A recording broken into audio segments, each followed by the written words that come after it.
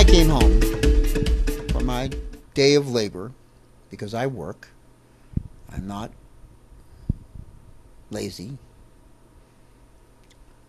and I believe in a good day's work, although sometimes I wonder why we waste our days away for the things they say we need. But that's neither here nor there. That's not what I want to talk about. What I want to talk about is, today I came home. And I came home, and I'm very fortunate to live in a very beautiful place.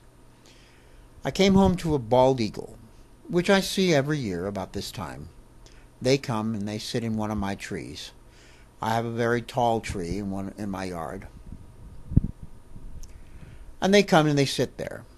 And this time I drove up, and my driveway is right next to that tree, and I had the opportunity to stop and just look at this bird. And I looked at this bird and I thought, here is the great symbol of a once great country. And I say once great country for this reason. America is quickly losing its ground. Primarily, I think, because we've allowed certain belief systems, i.e., economics belief systems, to dictate to us how our life should be. The quality of life is not determined by how much you have. And yes, you can joke about the old line in The Wizard of Oz,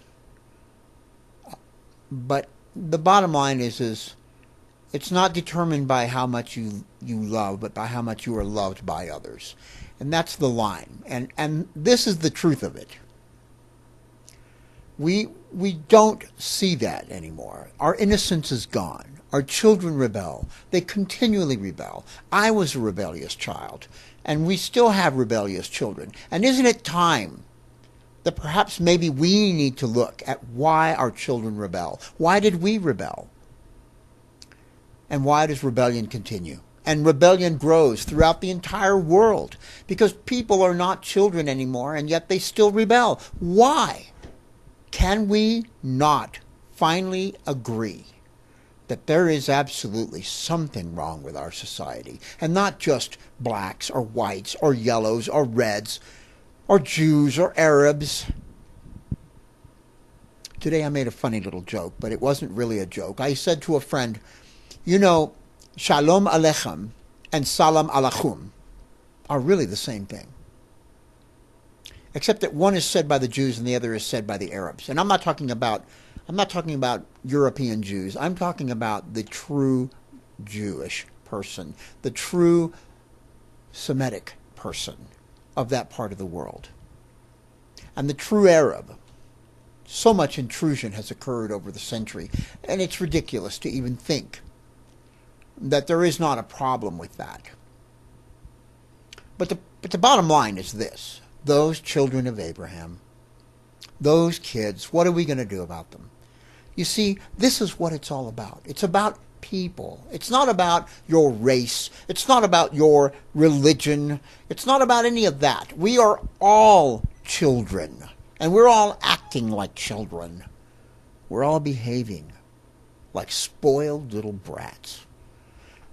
Last night I was watching TV, and I saw a commercial. Yes, a commercial. Two little children with no hair, dying of cancer but smiling. And yes, it was for the camera, but they were smiling. They didn't look dejected. They didn't look like their lives were over, because their lives were still there. And they somehow in their innocence knew, regardless of how ill they may have been, that they were alive. And that's what it's really all about. Are you willing to give up everything simply to be alive? I don't think so. I think people are too stuck on their stuff. Tonight is the beginning of Hanukkah. Christmas is upon us. The spiritual essence of giving. What have any of us given lately? Oh, we can talk about money all damn day long. We can talk about things all day long. But have you given anybody anything besides that? Are you guilty of not sharing? Are you guilty of not feeding people? Is there a reason why the 99% are out there? Now, here's the deal. I've had criticism on my videos from the new up-and-coming, Occupy movement. But the bottom line is I've been a political activist since before Vietnam. And the bottom line is this. We're all on the same side. We can sit there and find all kinds of things wrong with how each of us believes and thinks and feels. But here we are, each one of us still on this planet, alive and willing and capable to help each other. Yet do we help each other? Yet do we give to a fault? There are industries out there created around our problems. There are industries being manipulated into our lives because of our problems. No solutions for the problems, but a lot of people are making a lot of money on those problems. That's a big deal. And you people are letting it happen. Everybody is letting it happen. Now the poor, and the real poor, I'm not talking about the capable individual sitting out there in a park who could get off his ass and get a day's work, even if it's shoveling horse shit, because I'll tell you what, I've done it. I shoveled horse shit for 7 years. But I can build computers. I can program them. And I'm not afraid to do a hard day's work. One day I'll be out there putting fences up and being a farmer. And the next day I'll build a computer. Put your mind to work. Look at the facts. The facts are this. They manipulate you, they use you, and they have told you lies. God is not money, and I'm going to keep saying it. God is not money. And don't listen to those televangelists, because God is not money. Oh, God will bring the wrath of his down on you. Send me money. Come on. That bald eagle woke me up. Not just a sign of a great nation, but a symbol of a strength, of a perception, to perceive the smallest movement in order to be able to eat. The eagle's eyes are clear and very keen. You and I, all of us, must be like eagles, watching now closely, because there is no one else. The government isn't going to help you. The shepherds have strayed from the flocks. That is prophecy. The bottom line is there is no one going to help you but yourself. And your children depend on you. And your friends depend on you. And the world depends on you. Not just me or to the next guy. It all depends on you. If you're watching this, it all depends on what you do. Not on what I do. Not on what the next guy does. On what you do, what you decide, what you choose in your life. You can make it good or bad, and that's a fact. Yes, people live on the streets. Half of them don't need to be there. And no, I'm not a Republican, but I'll tell you this. The strength of humanity is only as good as the weakest individual. So if you allow people to remain weak, then are you strong? No. The nations are rising up against each other in more ways than just with weapons. There are other forms of war, and that war is being waged, and class war is upon us, and we can stop it. You and I, all of us, can stop this now, before it goes beyond the point where it can be stopped. This is the nature of the beast. This is the nature of true life. Death is true. Death is real. And it doesn't really seem real till it happens to you.